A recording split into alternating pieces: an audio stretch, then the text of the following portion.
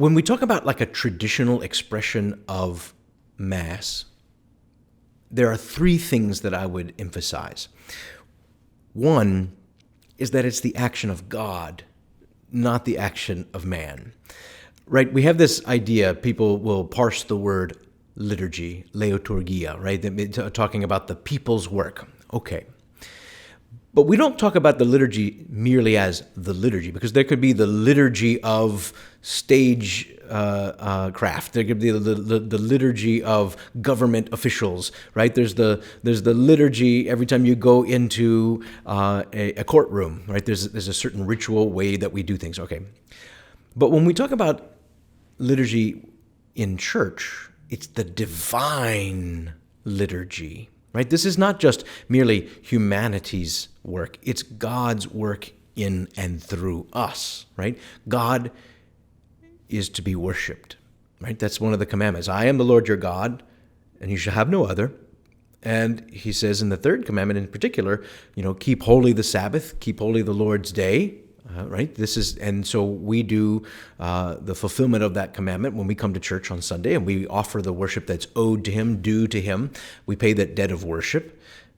Well, it's not that we pay it with whatever money that we print up, or we, Lord, I'm just going to juggle for you because I think that would please you, or Lord, I painted this little picture for you and here it is.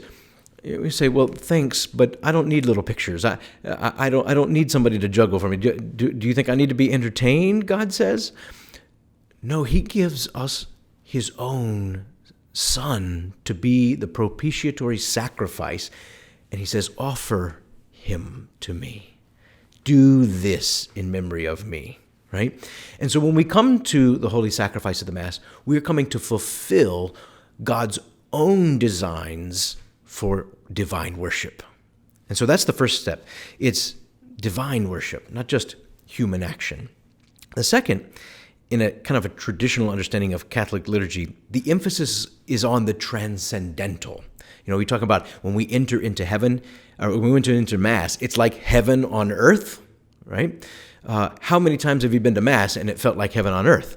Well, I know growing up, I entered into Mass and it was just kind of like, well, this might as well just be kind of like a Saturday night, barn raising or something.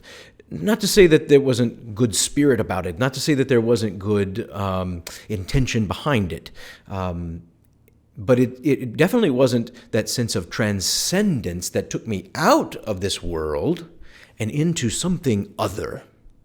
And that's the essence of God. He is entirely wholly other, and he is primarily other.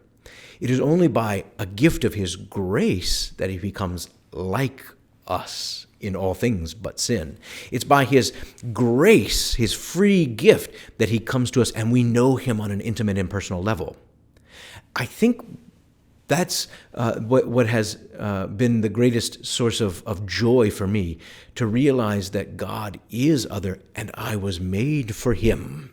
And so I'm drawn out of myself. There's a famous quote attributed to Pope Benedict XVI. I know that there's a difficulty of placing exactly what it was. But he says, he said something, or he's attributed as having said, the world can give you comfort, but you aren't made for comfort. You were made for greatness. And greatness only comes from that transcendent experience of lifting our hearts and minds to God, right? And so our lifting of our hearts and minds is the transcendence, is the worship that we are called to do, right? Not just remaining among ourselves as a closed-in circle. So that transcendent aspect is very important for that vertical dimension is very important for a traditional understanding of Catholic worship. And the third is the emphasis on the sacrificial nature of the Mass. That the Mass is not just a common meal that we share as if it's just a sign of our community, because we're eating the same bread, and so there's this nice symbolism value that we're together. It does have all those symbolic values, but that's not the reason for it. We are not unified just in some symbol. We're unified in the truth, and the truth is this: That is the body, blood, soul, and divinity of a sacrificial victim who was immolated on the altar of the cross and who is presented now in his resurrected state to God the Father as an eternal offering that atones for our sins.